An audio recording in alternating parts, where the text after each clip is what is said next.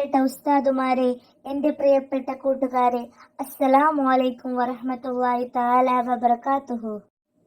അന്ത്യപ്രവാചകൻ മുഹമ്മദ് മുസ്തഫ സല്ലല്ലാഹു അലൈഹി വസല്ലമയുടെ ജന്മദിനം ആഘോഷിക്കുന്ന ഈ വേളയിൽ നിങ്ങളോട് രണ്ട് വാക്ക് സംസാരിക്കാൻ കഴിഞ്ഞതിൽ ആദ്യം തന്നെ ഞാൻ അള്ളാഹുവിനെ സ്തുതിക്കുന്നു.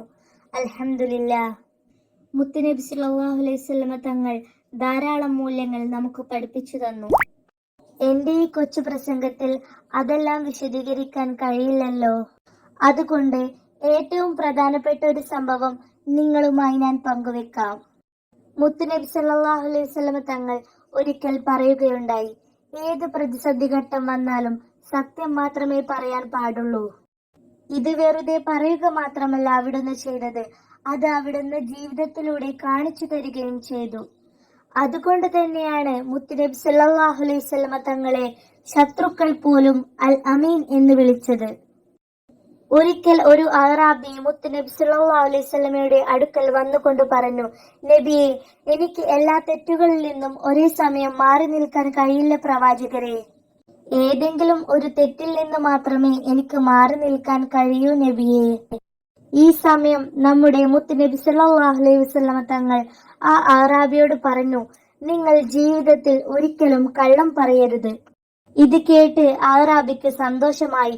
കള്ളം പറയാതിരുന്നാൽ മാത്രം മതിയല്ലോ, ബാക്കി തെറ്റുകളെല്ലാം ചെയ്യാലോ എന്ന് കരുതി സന്തോഷിച്ചു അദ്ദേഹം. അങ്ങനെ അദ്ദേഹം അടുത്ത ദിവസം മോഷ്ടിക്കണം എന്ന ഉദ്ദേശത്തോടെ ഒരു വീട്ടിലേക്ക് പോവുകയായിരുന്നു. ഈ സമയത്താണ് നബിയുമായിട്ടുള്ള കരാർ അദ്ദേഹത്തിന് ഓർമ്മ വന്നത്.